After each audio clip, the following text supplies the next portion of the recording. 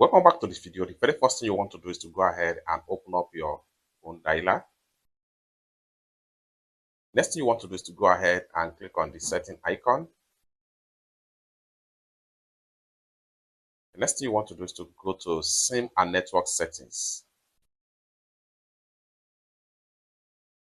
Go ahead and click on network optimization.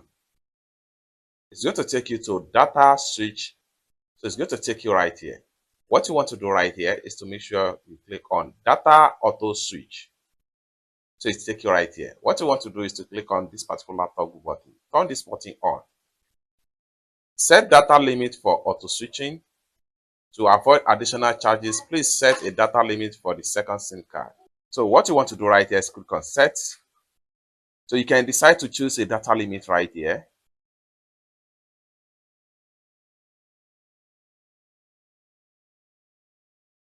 So having set a data limit, simply hit on enable and it has been fully enabled. It's that simple. For more tutorial about how to browse very faster on your Android phone, consider to subscribe. Thank you so much for watching and I hope to see you in my next video. Bye for now.